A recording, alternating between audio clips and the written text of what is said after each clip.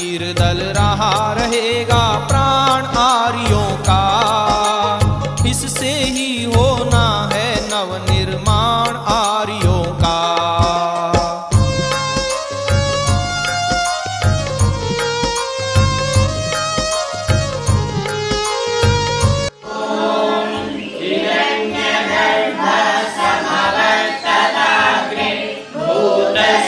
जातः पतिरेक आसीत् सदाधार पृथिवीं ज्ञाभूते मां तस्मै देवाय हविषा विधेम। ॐ यमात्मदः फलदायस्य विश्व उपासके प्रशिशं यस्य देवाः।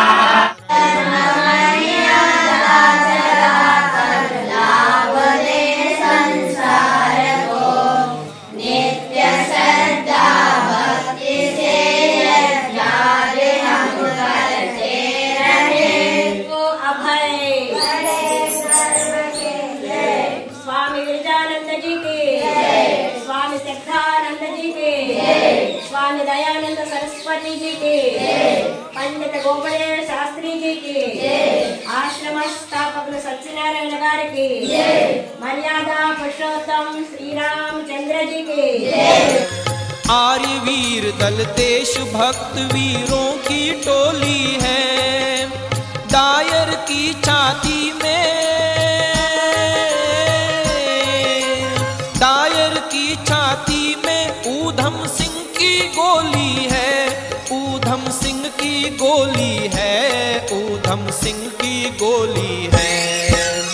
न्यायालय में पक्का रहा प्रमाण आर्यों का, इससे ही होना है नवनिर्माण आर्यों का। आर्य वीर दल रहा रहेगा प्राण आर्यों का, इससे ही होना है नवनिर्माण आर्यों का।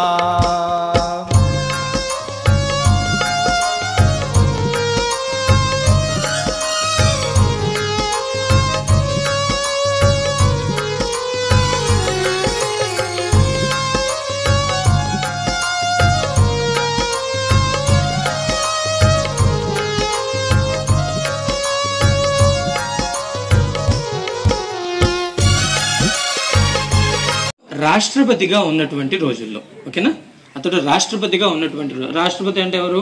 మన దేశంలోనే అందరికంటే పెద్ద వ్యక్తి, ప్రధానమంత్రి కంటే కూడా పెద్ద వ్యక్తి. అతను మనం గౌరవించదగినటువంటి వ్యక్తి, అందరికంటే ఉన్నత స్థాయిలో ఉన్నటువంటి వ్యక్తి. అయితే మద్రాస్ యూనివర్సిటీలో తను చదువుకున్నాడు. ఎక్కడ?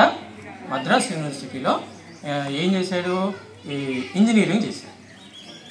అయితే మరి తను సామాన్యంగా సైంటిస్ట్గా ఉన్నప్పుడు వాళ్ళు మధ్యలో ఆహ్వానించలేదు, కానీ రాష్ట్రపతిగా ఉన్నప్పుడు అతన్ని ఆహ్వానించారు. దేనికోసం అంట? డాక్టరేట్ కోసం.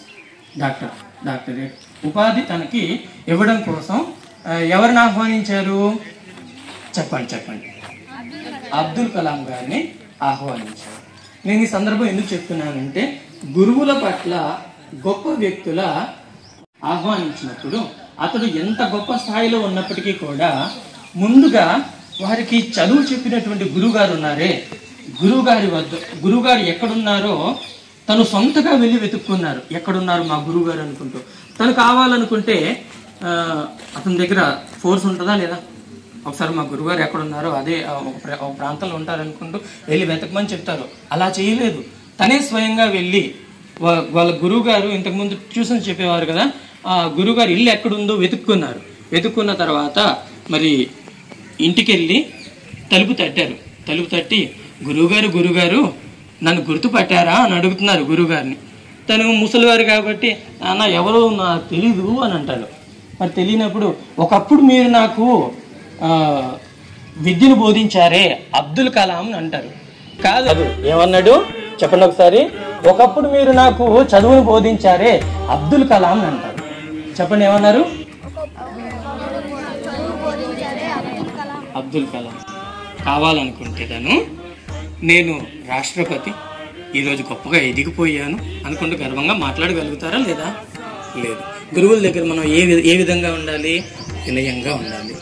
తర్వాత రాష్ట్రపతిగా ఉన్న ఒకప్పుడు మీరు చదువు బోధించినటువంటి వ్యక్తిని నా పేరు అబ్దుల్ కలాం గుర్తుపట్టారు. తర్వాత మరి ఈ రోజు నాకు మద్రాస్ యూనివర్సిటీ నాకు డాక్టరేట్ ఇవ్వాలనుకుంటుంది, మీ చేతుల మీదుగా నేను అందుకోవాలనుకుంటున్నాను, స్వీకరించాలని చక్కగా గురువు గారిని ఆహ్వానించి మరి ఆ సభలకు గురువు గారు వచ్చేటప్పుడు ముందుగా తన ఆసనం మీద నుంచి లెగిసి, గురుగారు పాపం ముసలివారు కాబట్టి అలా అలా అలా వణుకుతూ వస్తున్నారు, తన చేతిని అందించి గురువుగారు తీసుకొని వెళ్ళి తను ఏ ఆసనం అంటే రాష్ట్రపతికి ఆసనం పెద్దగా ఉంటుంది కదా,